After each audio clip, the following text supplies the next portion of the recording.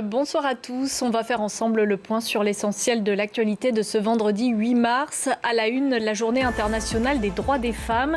De Kaboul à Bangkok, en passant par Islamabad et Rome, des millions de femmes ont battu le pavé pour défendre leurs droits.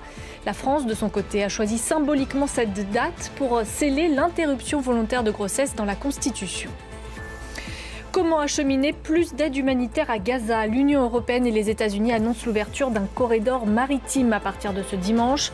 Washington prévoit également la construction d'un port temporaire.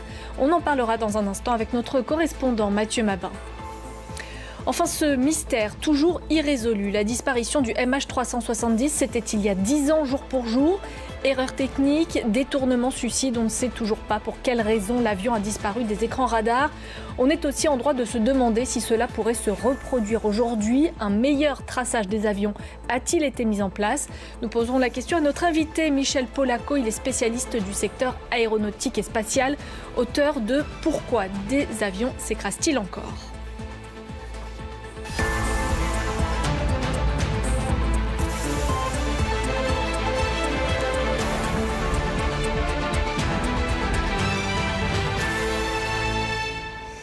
Partout dans le monde, des millions de femmes ont donc manifesté pour réaffirmer leurs droits et lutter contre les inégalités.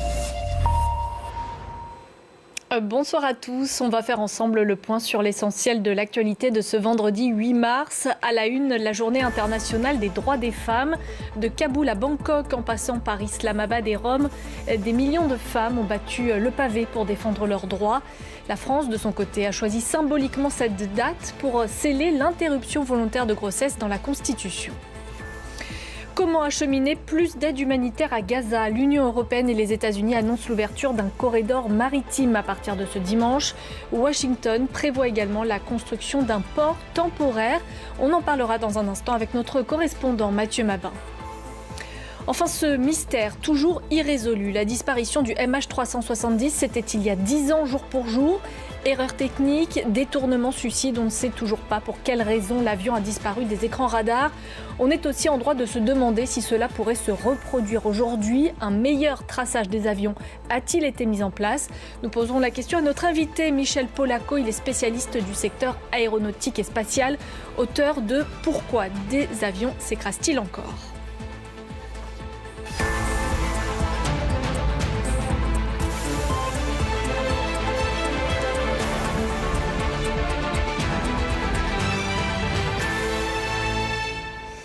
Partout dans le monde, des millions de femmes ont donc manifesté pour réaffirmer leurs droits. Et c'est la fin de l'essentiel. Merci de votre attention. L'information continue sur France 24.